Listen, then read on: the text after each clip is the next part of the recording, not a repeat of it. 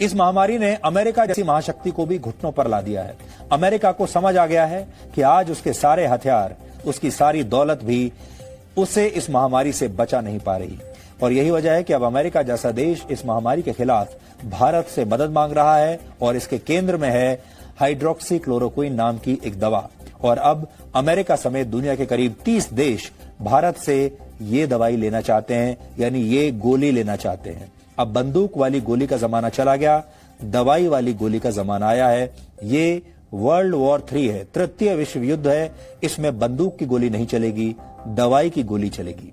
लेकिन आपको जानकर हैरानी होगी कि आज से करीब 110 वर्ष पहले, यानी 20वीं शताब्दी के शुरुआती दशक में अमेरिका में भारतीयों के खिलाफ बड़े पैमाने पर दंगे हुए थे।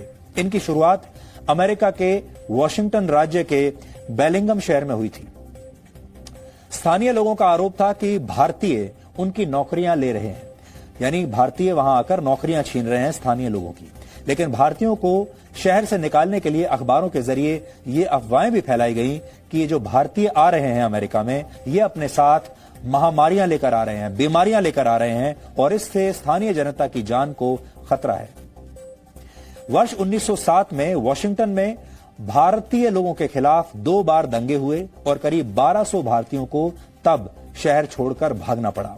इस समय आपकी स्क्रीन पर वॉशिंगटन से प्रकाशित होने वाले अमेरिकी अखबार दी बेलिंगम हेरल्ड की तस्वीरें हैं, जिसने भारतीयों के खिलाफ हुए दंगों की तस्वीरों को तब प्रमुखता से प्रकाशित किया था। आप ध्यान से अगर ये देखेंगे अखबार, तो ये 1907 का अखबार है।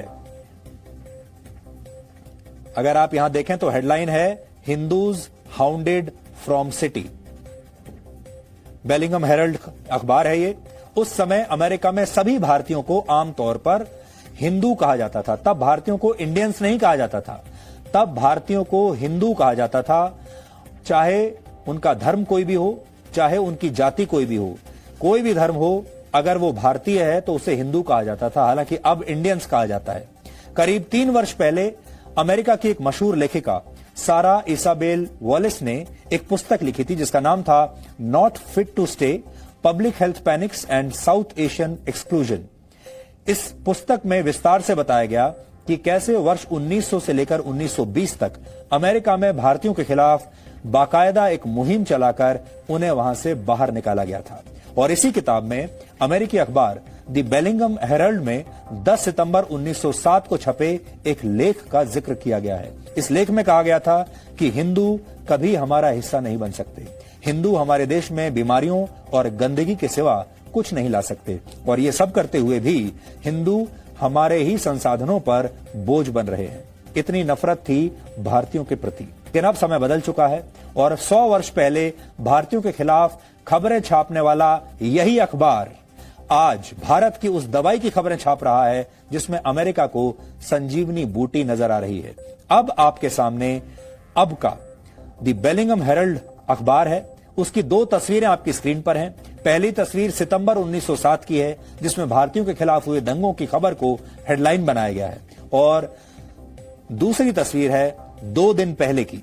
2 दिन पहले इसी अखबार में छपी उस खबर की तस्वीर है जिसमें हाइड्रोक्सीक्लोरोक्विन का जिक्र है। 2 दिन पहले छपी इस खबर में बताया गया है कैसे अमेरिका में दवा की 47% सप्लाई अब भारत से ही होती है।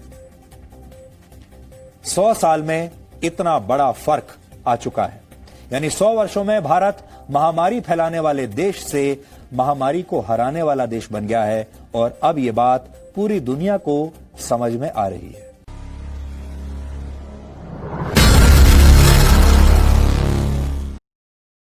Share chat.